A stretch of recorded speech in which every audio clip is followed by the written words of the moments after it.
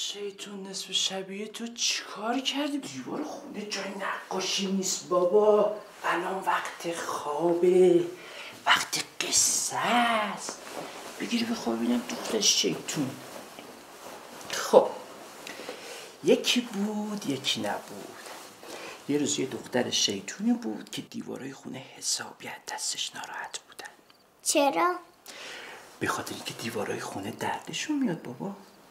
باباش میخواد فردا ببرتش یه جایی که تا دلش میخواد رو دیوارا نقاشی کنه.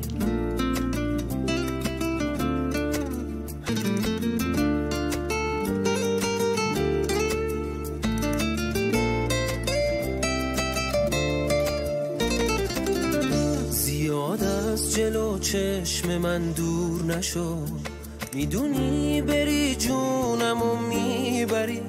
چقدر زندگی خوب و رویاییه توی قصه های پدر دختری. کار برق چشمای تو اینه که منو ما تو محو قشنگی کنه. یه دنیای خاکستری رو فقط یه دختر میتونه که رنگی کنه. روح و ریحانمی، جان جانانمی، خیلی خوشحالم از این که هستی و با منی. تو که از هر نظر خوبی و خواستنی، خدا آفرید از اول تو رو دوست داشتنی. روح و ریحانمی، جان جانانمی، خیلی خوشحالم از این که هستی و با منی. تو که از هر نظر خوبی و خواستنی، خدا آفرید از اول تو رو دوست داشتنی.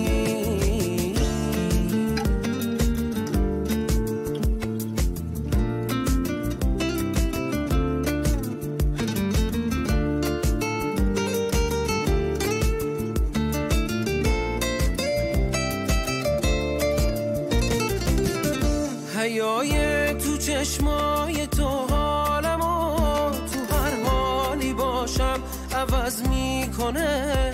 چقدر خوشگله رو سری بستنت، بابا از تماشات حظ میکنه.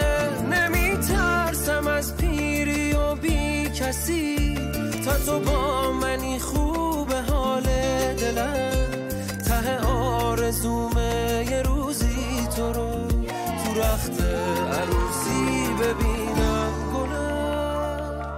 روح و ریحانمی، جان جانانمی، خیلی خوشحالم از این که هستی و با منی. تو که از هر نظر خوبی و خواستنی، خدا آفرید از اول تو رو دوست داشتنی. روح و ریحانمی، جان جانانمی، خیلی خوشحالم از این که هستی و با منی. تو که از هر نظر خوبی و خواستنی، خدا آفرید از اول تو رو دوست داشتنی.